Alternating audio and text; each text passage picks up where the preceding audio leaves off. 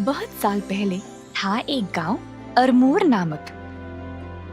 यहाँ पर रहता था एक बुजुर्ग आदमी अंजैया अपनी पोती शिरीषा के साथ। पूरे गांव में इन दोनों का और कोई रिश्तेदार नहीं था।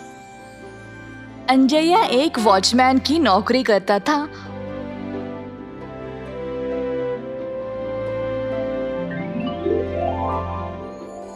और अपनी कमाई से शिरीषा की पढ़ाई का ख्याल रखता था।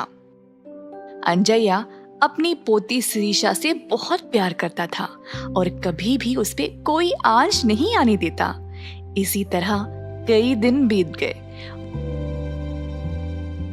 वक्त आ ही गया जब अंजैया बहुत ही बूढ़ा हो चुका, जिसके कारण वह ठीक से काम नहीं कर पा रहा था। कभी कभी तो ड्यूटी के समय उसको नींद भी आ जाया करती थी। जब घर का मालिक वहां आता था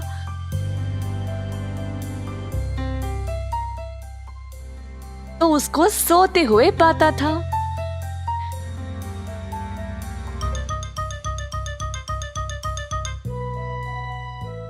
जो भी उस घर पर आते थे उनको गाड़ी का हॉर्न कई बार बजाना पड़ता था अंजैया को जगाने के लिए, ताकि वो उठकर गेट खोल दे।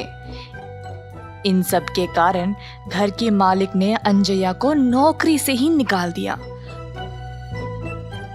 अंजैया को लगा कि उसकी भी गलती थी, तो वह कुछ नहीं कर पाया। अलविदा कहकर वह वापस अपने घर की ओर चल पड़ा। घर की ओर जाते समय अंजैया दुखी महसूस करने लगा।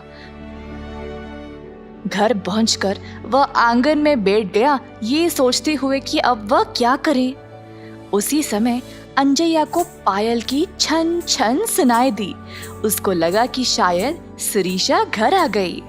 बेटी शिरीषा, पर किसी ने जवाब नहीं दिया और पायल की आवाज भी रुक गई। पर थोड़ी देर बाद फिर से पायल की आवाज शुरू हो गई।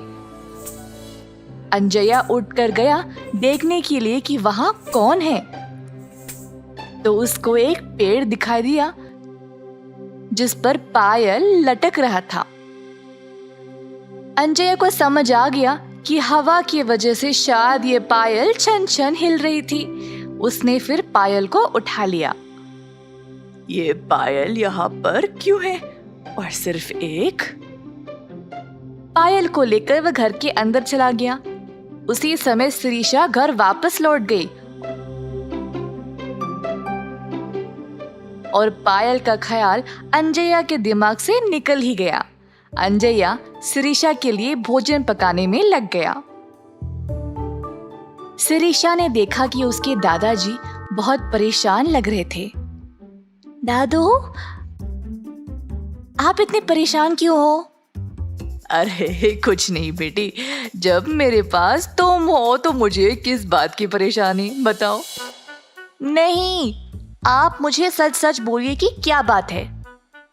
कुछ नहीं बेटी, मैं बस कोई नई नौकरी के बारे में सोच रहा था। ओह अच्छा। अब अगर तुम जल्दी से खाकर सो जाओगी तो सुबह तुम्हारे लिए खास तोहफा तैयार रहेगा। सच में? तोहफा क्या है दादू, बोलिए ना अभी। मैंने बोला ना, कल सुबह तुमको मिल जाएगा। शिरीषा को सुलाने के बाद अंजैया ने देखना चाहा कि पायल उसके पैरों पर कैसे लगेगी। उसने शिरीषा को पायल पहनाया और ऐसे ही फिर से सोच में डूब गया। बुढ़ापे की वजह से मैं कोई काम नहीं कर पा रहा हूँ। क्या मैं शिरीषा का ख्याल रख पाऊंगा?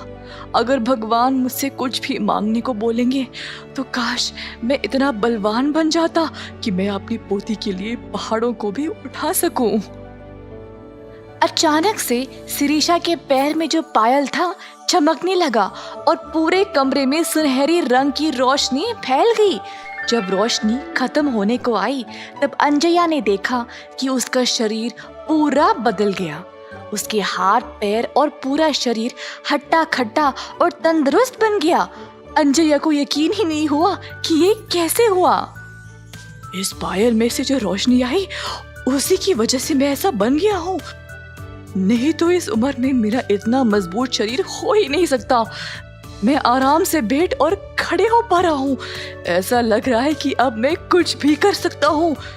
ये सब इस जादुई पायल की वजह से है। पर अगर शिरीषा मुझे पूछेगी मेरे शरीर के बारे में तो मैं उसे क्या जवाब दूंगा? अंजया ने बहुत देर तक सोचा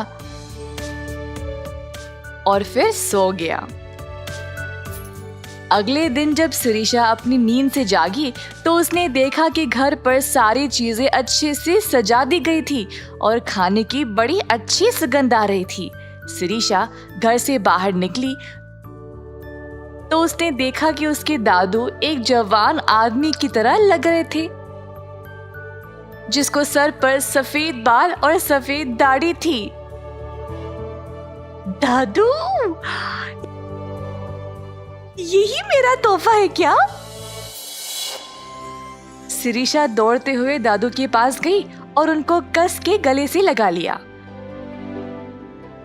पर अंजया शिरीषा को इस नए रूप का राज नहीं बता पाया। दादू, ये मेरे पैर में ये पायल कहाँ से आए?